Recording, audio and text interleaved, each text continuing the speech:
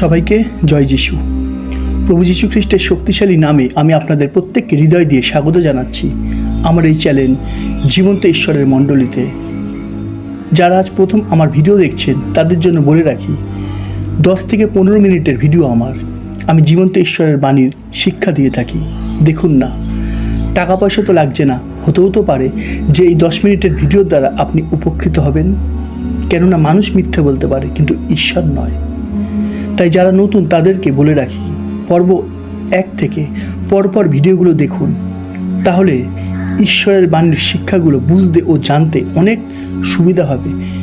দেখুন, আমরা সবাই জানি যে একমাত্র ঈশ্বরই পারে সমস্ত সমস্যার সমাধান করতে, আর আমি সেই ঈশ্বরেরই জীবন্ত বাণীর শিক্ষা আপনাদের দিয়ে থাকি।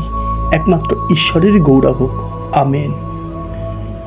আর একটা কথা, আমাকে লাইক করতে হবে না, কিন্তু ঈশ্বরকে লাইক করুন, কেননা অনন্ত জীবন একমাত্র জীবন্ত ঈশ্বরের কাছেই আছে। একমাত্র ঈশ্বরেরই গৌরব হোক, আমেন। আমি ঈশ্বরকে ধন্যবাদ দিই সেই অল্প কয়েকজন মানুষের জন্য। হ্যাঁ, আমি আবারও বলি, আমি ঈশ্বরকে ধন্যবাদ দিই সেই অল্প কয়েকজন মানুষের জন্য যারা প্রতিদিন আমার এই চ্যানেলের ভিডিওগুলো দেখছেন ও অনবরত ঈশ্বরের ধন্যবাদ ও গৌরব করছেন। ঈশ্বরের অনুগ্রহ আপনাদের প্রত্যেকের গৃহে বর্তুক, আমেন। তাহলে আর দেরি না করে প্রভু যিশুর নামে আমি শুরু করছি আজকের এই অনুষ্ঠান। আজকের বিষয়, প্রত্যেক মানুষ বিচারে দাঁড়াবে। আমি আবারও বলি, প্রত্যেক মানুষ বিচারে দাঁড়াবে। দেখুন, পৃথিবীতে চুরি, রেপ, মার্ডার করেও কিন্তু অনেক মানুষ বেঁচে গেছে। অনেকে ধরা পড়ে না, অনেকই দোষ থাকে যা মানুষের কাছে ধরা পড়ে না। মানুষ কিন্তু মানুষকে ঠকাতে পারবে কিন্তু ঈশ্বরকে নয়। হ্যাঁ, মানুষ কিন্তু মানুষকে ঠকাতে পারবে কিন্তু ঈশ্বরকে নয়। পৃথিবীর আদালতে অনেকে হয়তো বেঁচে যেতে পারবে, কিন্তু সেই ঈশ্বরের আদালতে, সেই মহাবিচারে কিন্তু সবাইকে একদিন দাঁড়াতে হবে, আর এটাই সত্য। তাই তো আমার আজকের বিষয় যে প্রত্যেক মানুষ বিচারে দাঁড়াবে, কেননা সেখানের বিচারকর্তা স্বয়ং সত্য, ন্যায্য বিচারক। তার হাত থেকে একজনও তার হাত থেকে পালিয়ে বাঁচতে পারবে না। আমি একটা বাক্য দেখাই, আমরা দেখি গীতসংহিতার 10 অধ্যায় 11 পদ। সে মনে মনে বলে, ঈশ্বর ভুলিয়া গিয়াছেন, তিনি মুখ লুকাইয়াছেন, কখনো দেখিবেন না। আশা করি বোঝা যাচ্ছে যে মানুষের চিন্তা কল্পনা কি, যা আমরা বাক্যের দ্বারা দেখতে পারলাম, তাই না? এবারে আমরা দেখি গীতসংহিতার 94 অধ্যায় 7 থেকে 10 পদ। তাহারা বলিতেছে, সদাপ্রভু দেখিবেন না, যাকবের ঈশ্বর বিবেচনা করিবেন না। হে লোকদের মধ্যবর্তী নরপশুগণ বিবেচনা করে। হে নির্বোধেরা, কবে তোমাদের সুবুদ্ধি হইবে? যিনি কর্ণ রোপণ করিয়াছেন তিনি কি শুনিবেন না? যিনি চক্ষু গঠন করিয়াছেন তিনি কি দেখিবেন না? দেখুন ঈশ্বর কি বলছেন। কি শিক্ষা পাই আমরা এই বাক্য থেকে? যে ঈশ্বর স্বয়ং কান সৃষ্টি করেছেন, সে কি কানে শুনতে পায় না? যে ঈশ্বর চোখ সৃষ্টি করেছেন, সে নিজে কি চোখে দেখতে পাচ্ছে না যে এই পৃথিবীতে কি হচ্ছে? কথাগুলোকে হালকাভাবে উড়িয়ে দেবেন না, বিষয়গুলোর উপর একটু গুরুত্ব দিন। আজ বেশিরভাগ জায়গায় বেশিরভাগ মানুষদেরকে কি শিক্ষা দেওয়া হচ্ছে? যে ঈশ্বর প্রেমের ঈশ্বর, ঈশ্বর ক্ষমার ঈশ্বর, ঈশ্বর আমাদের আরোগ্যকারী, ঈশ্বর সমস্যা থেকে রক্ষা করবেন। কথাগুলো সবই ঠিক, আমিও মানছি, আমি অস্বীকার করছি না, কিন্তু এইগুলো তো একটা দিক।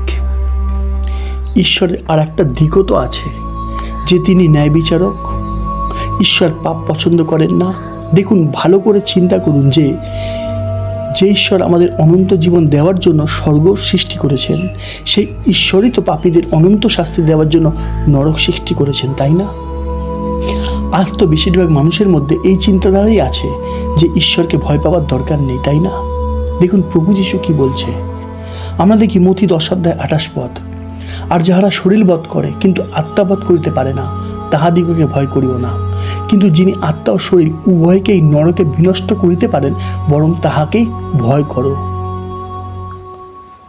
আমি আবারও বলছি, কিন্তু যিনি আত্মা ও শরীর উভয় নরকে বিনষ্ট করিতে পারেন, বরং তাহাকেই ভয় করো। কি কেমন লাগছে? বিশ্বাস হচ্ছে তো? কেননা প্রভু যীশু শিক্ষা দিচ্ছেন যে শুধুমাত্র ঈশ্বরকে ভয় করো। আমরা জানি বাইবেল সত্য, কেননা বাইবেল ঈশ্বরের বাক্য। দেখুন বাইবেল কি শিক্ষা দিচ্ছে এই বিষয়ে। আমরা দেখি প্রকাশিত বাক্য 22 অধ্যায় 12 পদ। দেখো আমি শীঘ্র আসিতেছি, এবং আমার দাতব্য পুরস্কার আমার সহবর্তী, যাহার যেমন কার্য তাহাকে তেমন ফল দিব। প্রভু বলছেন যে যার যেমন কাজ প্রভু তাকে তেমনই ফল দেবেন। তাই তো আমি শুরুতে বলেছিলাম যে মানুষ মানুষকে ঠকাতে পারবে কিন্তু ঈশ্বরকে নয়।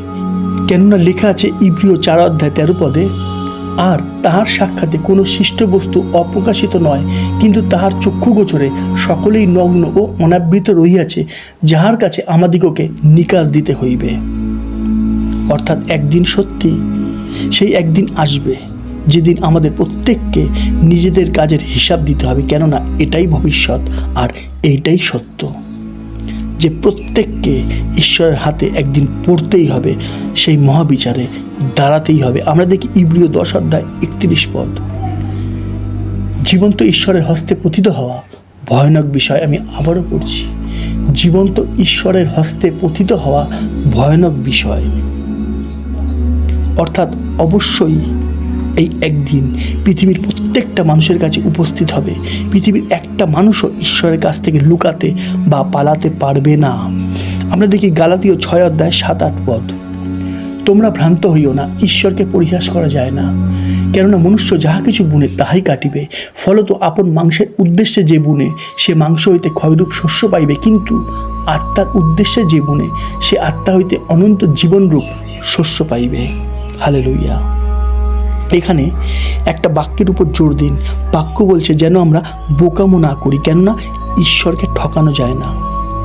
মানুষ এই পৃথিবীতে যেমন কাজ করবে ঠিক তেমন ফল অবশ্যই পাবে। কেননা এখানের বিচারকর্তা স্বয়ং সর্বশক্তিমান ঈশ্বর, সর্বসৃষ্টির মালিক, সর্বত্র বিরাজমান ঈশ্বর। হালেলুইয়া। আর তাই জন্য প্রভু কত সুন্দর ও সরলভাবে আমাদের এই বিষয়ে শিক্ষা দিয়ে গেছেন। আমরা দেখি যোহন 15:1-2। আমি প্রকৃত দ্রাক্ষালতা এবং আমার পিতা কৃষক। আমাদের স্থিত যে কোনো শাখায় ফল না ধরে তাহা তিনি কাটিয়া ফেলিয়া দেন, এবং যে কোনো শাখায় ফল ধরে তাহা পরিষ্কার করেন, যেন তাহাতে আরও অধিক ফল ধরে। বিষয়টা ভালো করে বুঝুন যে প্রভু তার শিক্ষার দ্বারা পরিষ্কার করে বলে দিয়েছেন যে কিছু গাছ কেটে ফেলা হবে আর কিছু গাছ পরিষ্কার করা হবে। এখানে দৃষ্টান্ত দ্বারা প্রভু শিক্ষা দিয়েছেন। গাছ বলতে এখানে মানুষ বোঝায়। অর্থাৎ কোন গাছ কেমন ফল দিচ্ছে যেমন আমরা বিচার করে থাকি, ঠিক তেমনি কোন মানুষ কেমন কাজ করছে তা ঈশ্বরে একদিন বিচার করবেন। হালেলুইয়া। আর আমি যেমন আগেও বলেছি তেমনি এখনও বলছি যে একটা মানুষও ঈশ্বরের এই বিচার থেকে লুকাতে বা পালাতে পারবে না। যেমন মানুষ এই পৃথিবীতে একবার জন্মায় আর একবার মৃত্যুবরণ করে, আজ পর্যন্ত কেউ কি মৃত্যু থেকে পালাতে পেরেছে? না পারবে। ঠিক তেমনিভাবেই মৃত্যুর পর একদিন প্রত্যেককে তাদের কাজের হিসাব স্বয়ং সৃষ্টিকর্তাকে দিতে হবে। আর যারা মনে করে পুনর্জন্ম হয়, আমি সেই বিষয়ে কোনো কথা বলতেই চাই না, কেননা বাইবেল তা সাপোর্ট করে না। কেননা লেখা আছে ইব্রিয় 9:27। আর যেমন মনুষ্যের নিমিত্ত একবার মৃত্যু, তৎপরে বিচার নিরূপিত আছে। অর্থাৎ মৃত্যুর পর আর কোনো উপায় নেই। তাই তো ঈশ্বর তার প্রিয় পুত্রকে পাঠালেন যেন আমরা জীবন পাই, ঈশ্বরের ইচ্ছা জানতে পারি ও সেই অনুসারে জীবনযাপন করতে পারি। কিন্তু যারা ঈশ্বরের বাক্যের বিরুদ্ধে মন্দ কাজের মধ্যে দিয়ে জীবনযাপন করছে, তাদের জেনে রাখা উচিত যে ঈশ্বর থেকে কিছুই লুকানো নেই। ঈশ্বর সর্বত্র বিরাজমান, যিনি অতীত বর্তমান ভবিষ্যতের সৃষ্টিকর্তা, যিনি অতীত বর্তমান ও ভবিষ্যতের সমস্ত বিষয় জানেন, তিনি কি আমাদের বিষয়গুলো জানবেন না? একবার চিন্তা করুন। আপনি যখন প্রার্থনা করেন, ঈশ্বর কি শুধু তখনই আপনাকে দেখেন বা শোনেন? তিনি কি 24 ঘন্টা আপনাকে দেখতে বা শুনতে পাচ্ছেন না? একবার ঠান্ডা মাথায় নিজেই ভেবে দেখুন। লেখা আছে গীতসংহিতা 24:1। পৃথিবী ও তাহার সমস্ত বস্তু সদাপ্রভুরই, জগৎ ও তন্নিবাসীগণ তাহার। হালেলুইয়া। সমস্তই প্রভুর, সমস্তই প্রভুর। হালেলুইয়া। আমরা দেখি প্রকাশিত বাক্য 20:12। আর আমি দেখিলাম ক্ষুদ্র ও মহান সমস্ত মৃত লোক সেই সিংহাসনের সম্মুখে দাঁড়াইয়া আছে।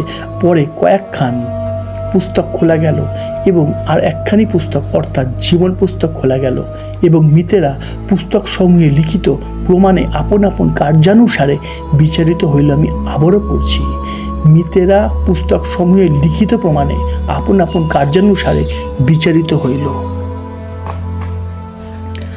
বাক্যটা ভালো করে দেখুন, লেখা আছে ক্ষুদ্র মহান, অর্থাৎ আপনি বিরাট বড় লোক, অনেক টাকা পয়সা, বাড়ি গাড়ির মালিক, কিন্তু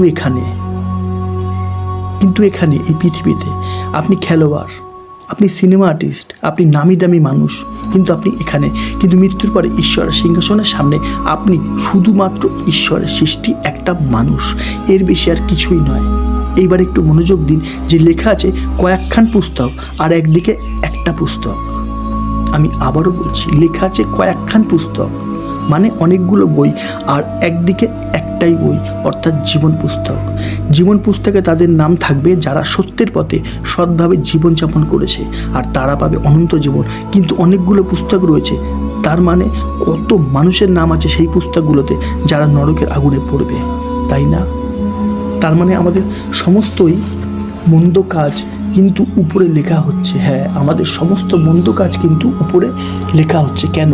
উত্তর একটাই, যে ঈশ্বর থেকে আমরা কিছুই লুকাতে পারবো না। ও তিনি সবসময় আমাদের দেখছেন, শুধুমাত্র প্রার্থনা করার সময় নয়, কিন্তু সর্বসময়।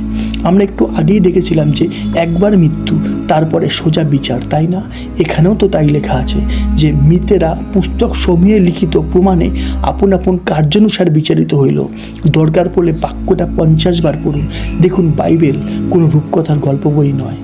ঈশ্বরের ধন্যবাদ হোক যে এখনও আমরা জীবিত আছি, আর এখনও আমাদের সুযোগ আছে, কেননা ঈশ্বরের বাক্য আমাদের এখনও চেতনা দিচ্ছে, তাই না?